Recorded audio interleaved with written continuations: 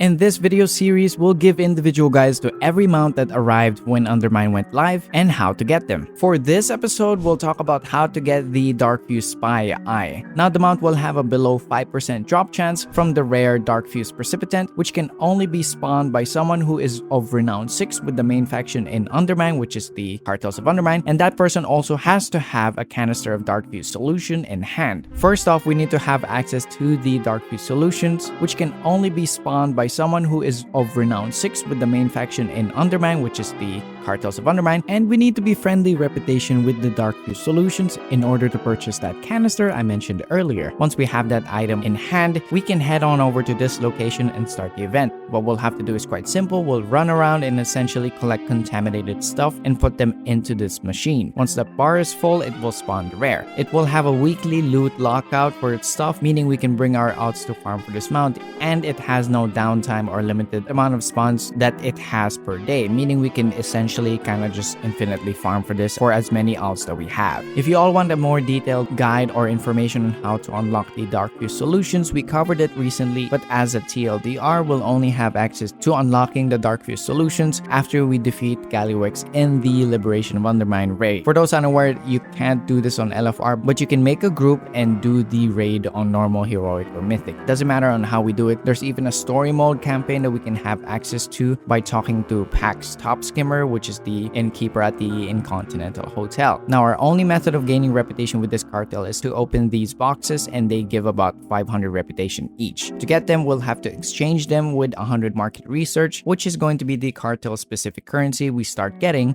after we unlock this sub-cartel. Here are the sources of market research, and as a tip, if you are looking to max out the sub-cartel, you can hold off on spending all of your market research, since that is a warband transferable currency, until patch 11.1.5 comes out, since we will be getting a supposed 100 reputation gain buff when that does go live. But as of PTR testing, the buff didn't seem to increase the amount of reputation we gain, so instead of 500, we gained 1,000. So we'll have to wait and see when that patch does go live. But before you do start farming for these market research, make sure you pick up at least one of these items. One of them is going to be the experimental goblin fuel supplement. But what this does is that it makes it so that enemies will drop additional market research. Additionally, when we do get friendly reputation, we can get another item which will actually increase the amount of damage that the enemies nearby deal to you for 3 minutes. This will also stack with the previous one and allow enemies to drop even more market research. And lastly, when we get to honor reputation, we can pick up the electropuncture test model, which can be used on your target to give them a buff as well. Generally, these things will make your enemies a lot harder or a lot more difficult to take down, but they will give you additional market research. But yeah, that's about it for the video. Thank you for watching. Leave a like and subscribe if you liked it,